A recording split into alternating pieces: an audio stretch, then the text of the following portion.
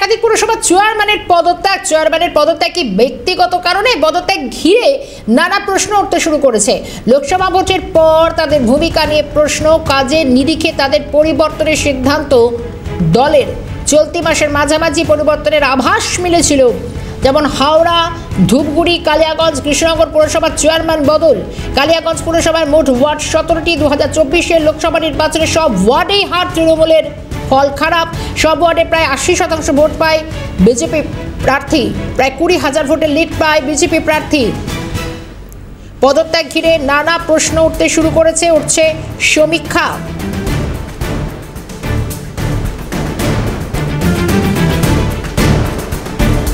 আর একবার জানাবো, ইতিমধ্যে একাধিক পুরসভার চেয়ারম্যানের পদত্যাগ। কিছুদিন আগে হাওড়া প্রশাসক মণ্ডলীর যে চেয়ারম্যান, তিনিও পদত্যাগ করেছেন।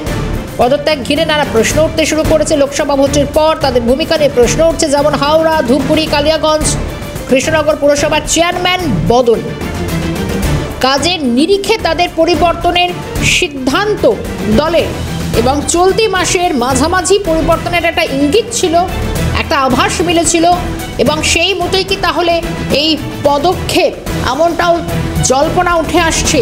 একাধিক পুরসভার চেয়ারম্যানের পদত্যাগ। টেলিফোন লাইনে রয়েছেন আমাদের প্রতিনিধি রাজা সাহা। রাজা, একাধিক পুরসভার চেয়ারম্যানের পদত্যাগ, যার মধ্যে হাওড়া, ধূপগুড়ি, কালিয়াগঞ্জ, কৃষ্ণনগর পুরসভার বদল, কিন্তু বিষয় হচ্ছে সবটাই কি কাজের নিরিখে পরিবর্তনের সিদ্ধান্ত? ইঙ্গিত তো আগেই একটা মিলেছিল রাজা।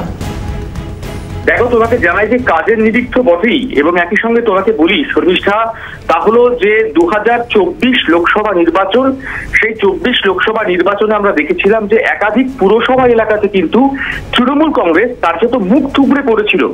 বিশেষত তোমায় যদি বলি, উত্তরবঙ্গের ক্ষেত্রে রায়গঞ্জ, কালিয়াগঞ্জ, এই যে পুরসভাগুলি, সেখানে কিন্তু তৃণমূল কংগ্রেস মুখ থুবড়ে পড়েছিল।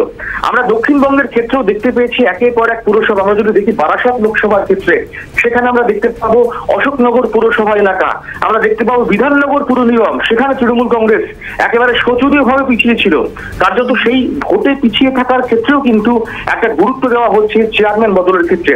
আমরা সূত্র মারফত যেমনটা এখনো পর্যন্ত জানতে পারছি যে হাওড়া পুর নিগমের ক্ষেত্রে যেমন সরিয়ে দেওয়া হয়েছে, একই সঙ্গে ধূপগুড়ির ক্ষেত্রেও কিন্তু একই হয়েছে।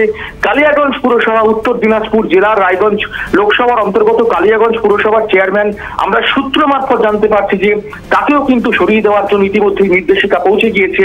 তার কারণ হিসেবে তোমাকে জানাই যে 2024 সালের নিরিখে আমরা যদি দেখি, লোকসভা নির্বাচনের নিরিখে কালিয়াগঞ্জ পৌরসভা এলাকা, যেখানে মোট ওয়ার্ড 17, 2024-এর নিরিখে সব ওয়ার্ডেই তৃণমূল প্রার্থী কৃষ্ণ কল্যাণী তিনি পরাজিত হয়েছেন। প্রায় 80% ভোট পেয়েছে বিজেপি, প্রায় 20,000-এর বেশি ভোটের লিড ছিল বিজেপি প্রার্থী কার্তিক চন্দ্র পালের।